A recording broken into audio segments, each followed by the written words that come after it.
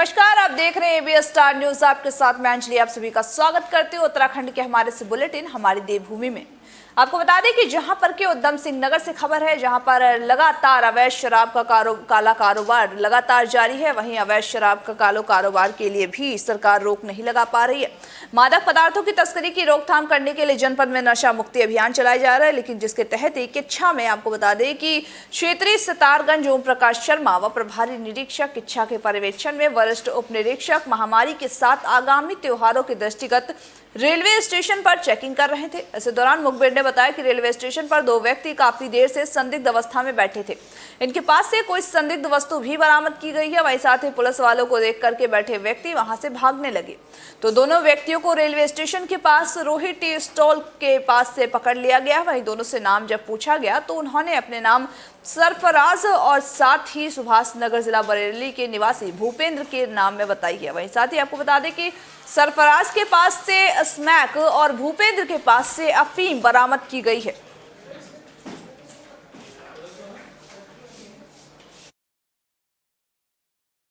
ऐसा श्रीमान वरिष्ठ पुलिस अधीक्षक महोदय के निर्देशानुसार नशा कारोबारियों के विरुद्ध अभियान चलाया गया था, जिसमें आज काफ़ी किच्छा पुलिस को सफलता मिली है, जिसमें 200 ग्राम स्मैक व 450 ग्राम अफीम बरामद की गई है, जिसको ये लोग बरेली करेली करगहना से ख़रीद के लाए थे। ये आपस में दोनों दोस्त हैं, यहाँ किसी को देने आए थे और जो इनको रंगे हाथ पकड़ा गया है।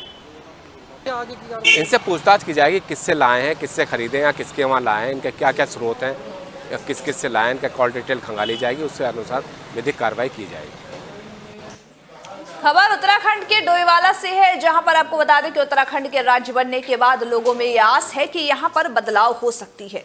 वहीं पहाड़ी इलाकों में हर सुविधा मिल सकेगी, ऐसा लोगों की आस है। लेकिन राज्य गठन के 21 वर्षों के बाद भी हालात बद से बदतर ही नजर आ रहे हैं। स्वास्थ्य सेवाओं की अगर बात करें तो ग्रामीण मूलभूत स्वास्थ्य सेवाओं से परेशान है। स्वास्थ्य केंद्र सरकार की ढीली कार्य प्रणाली की भेंट चढ़ा हुआ है। वहीं अस्पताल में मरीजों के लिए नाम मात्र की सुविधाएं ही उपलब्ध है, जिससे कि ग्रामीणों में भारी रोष भी है। आपको बता दें कि ग्रामीण कई वर्षों से स्वास्थ्य केंद्र के उच्चीकरण की मांग करते हुए आए, तो वही डोईवाला विधायक और पूर्व मुख्यमंत्री से इस अस्पताल के उच्चीकरण को लेकर के ज्ञापन भी दिया जा चुका है, लेकिन जनप्रतिनिधि और सरकार इनकी ओर ध्यान तक नहीं दे रहे। जनता को जिसका खामियाजा भुगतना पड़ा है। आलम तो यह है कि मरीजों को देहरादून या फिर ऋषिकेश में समय की बर्बादी करके जीभ भी ढीली करनी पड़ती, लेकिन इसके बाद भी स्वास्थ्य सुविधाएं उनको मिल नहीं पा रही है।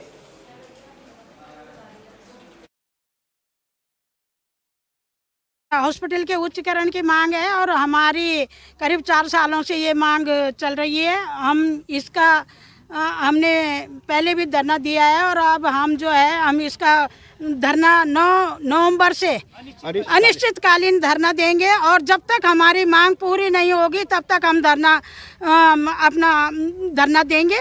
और हमारी मांग, हम इस मांग को ये मांग पूरी होनी चाहिए। और हम ये चाहते हैं कि हमारे जो इतने पहाड़ी क्षेत्र के आज तक क्यों नहीं ये मांग पूरी नहीं हुई है, हमारे क्षेत्र का विकास क्यों नहीं हो रहा है कि इतने दूर दूर के क्षेत्र के कोई गर्भवती महिलाएं हैं, कोई एक्सीडेंट केस है, कोई कहीं पे भी है, एक टिटनेस का इंजेक्शन तक यहाँ पर नहीं मिलता है। और हम यहाँ की क्षेत्र की जनता बहुत परेशान है। कहीं कोई आने जाने में बड़ी दिक्कत है, उतने पहाड़ों से यहाँ पर लोग आते हैं। यहाँ पर जो है उनकी एक प्राथमिकता थी, उन्होंने जो है इसका एक आह्वान किया था कि उसका वैसे इस अस्पताल के लिए कई वर्षों से जो है यहाँ पर इसका मांग की जा रही है। पूरा इस थानों क्षेत्र हमारा मालकोट और गडोल की पूरी जनता जो है इस हॉस्पिटल पर आश्रित है, लेकिन यहाँ पर कोई सुविधा नहीं है, ना यहाँ पर कोई दवाएं हैं, ना डॉक्टर हैं, न यहाँ पर कोई सुविधा है। जबकि पूरा इतना बड़ा क्षेत्र इन बीमारियों से जो है ग्रसित होकर जो है इधर उधर जो है भटकता है, लेकिन कोई सुविधा यहाँ पर हमें उपलब्ध नहीं होती है। यहाँ पर जो है हमारे इस क्षेत्र के बड़ी ग्लानि हो रही है कि इस क्षेत्र के जो है हमारे विधायक रहे हैं, यहाँ के मुख्यमंत्री बने हैं, लेकिन उन्होंने भी इस ओर जो है बिल्कुल ध्यान नहीं दिया है। और पुराने समय से कई बार जो है यहाँ पर मंत्री लोग, कई पार्टियों के मंत्री यहाँ पर आए हैं, लेकिन उन्होंने भी इस पर कोई ध्यान नहीं दिया। खबर उत्तराखंड के चमोली से है, जहां पर मिशन शक्ति कार्यक्रम का शुभारंभ किया गया, जिसके तहत ही आपको बता दें कि मुख्यमंत्री महिला स्वयं सहायता समूह राष्ट्रीय आजीविका मिशन के तहत मिशन शक्ति कार्यक्रम का आयोजन किया गया था। पुलिस मैदान गोपेश्वर में इसका आयोजन किया गया, आपको बता दें कि जिसमें विभिन्न ब्लॉकों के स्टॉल भी लगाए गए थे। विकासखंड नारियल बगड़, वहीं सौती दसौली, गैरसेन, कर्णप्रयाग घाट और देवाल जोशीमठ में स्वयं सहायता समूह का भी आपको बता जिसका योगदान रहा। वहीं उत्पादों का विक्रय केंद्र स्टॉल भी लगाए गए थे। शुक्रवार को जिला मुख्यालय के पुलिस मैदान में बद्रीनाथ विधायक महेश भट्ट और जिला अध्यक्ष रघुवीर विष्ट ने कार्यक्रम का शुभारंभ किया। कहा कि राष्ट्रीय आजीविका मिशन के साथ कार्य कर रही समूह की महिलाओं को और बेहतर तरीके से कार्य करने के लिए प्रेरित किया गया है। वहीं विधायक ने कहा कि जिस तरीके से समूह की महिलाएं राष्ट्रीय ग्रामीण आजीविका मिशन के तहत कार्य कर रही है, वह बेहद ही सराहनीय है। इतना बड़ा योगदान महिलाओं का है, उसको प्रोत्साहित करने की आवश्यकता नहीं है। माननीय मुख्यमंत्री का आभार व्यक्त करता हूँ। माननीय मुख्यमंत्री जी ने 6 माह के लिए प्रत्येक महिला समूह के लिए 2,000 रुपये के हिसाब से उसकी मंजूरी दी है। और जो हमारे समूह स्वयं सहायता समूह के जो 12 क्लस्टर चमोली जिले के अंदर है, प्रत्येक क्लस्टर के लिए 5 लाख रुपये 60 लाख रुपया इस जिले को प्राप्त हो रहा है। उसके बाद हम यहाँ चेक वितरण भी करेंगे।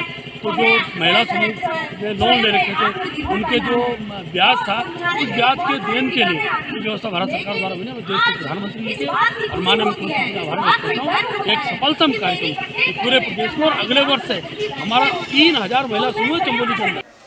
खबर उत्तराखंड के लालकुआ से है, जहां पर सरकारी दावे की लगातार पोल खोलते हुए नजर आ रही है। वहीं आपको बता दें कि जहां पर लालकुआ तहसील के बाहर बैठा ये परिवार किसी परिचय का मोहताज नहीं है, बल्कि देश को आजाद कराने के लिए एक स्वतंत्रता सेनानी का ये परिवार है और अपनी मांगों को लेकर आज कई दिनों से तहसील के बाहर चटाई बिछा करके अपने परिवार के संग अपनी उस मांग को लेकर धरने पर बैठे हैं जो सरकार ने इस परिवार से वादे किए थे। लेकिन इस परिवार को क्या पता था कि देश को आजाद कराने की अहम भूमिका निभाने वाले इस परिवार के लोगों के साथ इस तरीके का अन्याय होगा।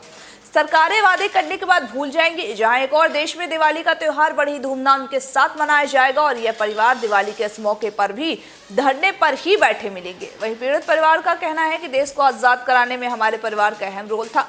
सरकार ने हम लोगों को इतना मजबूर कर दिया कि आखिरकार हमें अपने परिवार के साथ अपने अधिकारों के लिए धरने पर बैठना पड़ रहा है।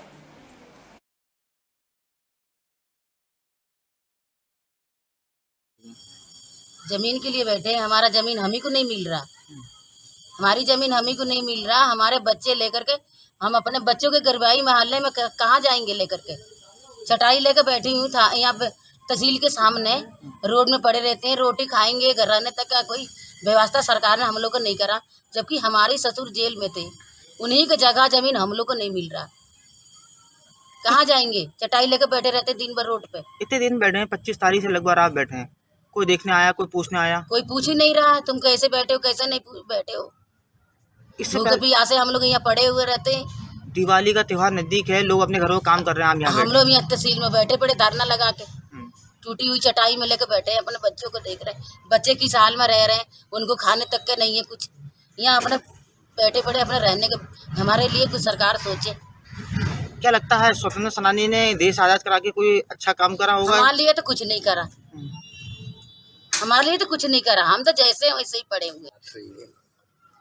ये हमारे पिताजी ने सजा काटी कि देश से अंग्रेजों से मुक्ति मिल जाए, लेकिन हमें तो ये दिखाई दे रहा है कि हमें मुक्ति नहीं मिली है। हम तो उसी हाल में हैं। उनकी सज़ा 7 साल की हुई, 7 बेर जुर्माना हुए हैं, और हमें आज तक कोई ज़मीन प्रदान नहीं करी इन लोगों ने हैं। तो हमारे लिए तो ऐसे ही लगता है कि अंग्रेज लोग बैठे। कुछ पुरानी चीज़ें याद होंगी उस टाइम में जब देश आज़ाद हो रहा था? हम तो उस समय बच्चे थे, हमें क्या पता। कब समझ में आया आपको कि आपके नाम पे भी कुछ है, क्या सरकार आपको दे सकती है? जब हम लोग होशियार हुए, जागरूक हुए, तो हम लोगों को ज्ञान हुआ। फिर हम लोगों ने धरना भी लगाया, हम लोगों को आश्वासन दिया कि हम तुम्हें ज़मीन देंगे, धरना हटा दो। अभी तक तो ज़मीन दी नहीं। मुझे लग रहा है कि काफ़ी समय हो गया आपको चक्कर काटते काटते। हाँ, बहुत दिन हो गए, करीबन लगभग 20 साल होने जा रहे। 20 साल से चक्कर काट रहे हैं। हाँ, सुनवाई कुछ नहीं? कोई सुनवाई 20 साल से कुछ मिल ही नहीं रहा, सुनवाई तो करी तो नहीं क्या रही। कहते हैं, वो अंग्रेज अच्छे थे क्या, ये हिंदुस्तानी अरे अच्छे हैं? बढ़िया तो अंग्रेज ही सही थे इन लोग से तो। कौन अच्छा मानते हैं? वैसे तो हमारा हिंदुस्तान आज़ाद हुआ, हम इन्हीं को अच्छा मानते हैं, लेकिन इनके जो हैं अधिकारी लोग वो तो हमें अच्छा नहीं मानते हैं। अगर अच्छा मानते तो हम लोगों को कुछ ना कुछ देते जमीन में। किसी मंत्री, मुख्यमंत्री, यहाँ विधायक से कभी मुलाकात हुई? विधायक जी से भी मुलाकात हुई। क्या कहा? विधायक जी बोले हाँ ठीक है, करेंगे कोशिश। कुछ नहीं। कुछ नहीं हुआ। कितने दिन हो गए आज तहसील में बैठे? आज हम लोग बैठे हैं 25 तारीख से। आज के हमारे इस उत्तराखंड के बुलेटिन में बस इतना ही। मुझे दीजिए इजाजत और तमाम बाकी खबरों के अपडेट्स के लिए बने रहिए हमारे साथ और देखते रहिए AB स्टार न्यूज़।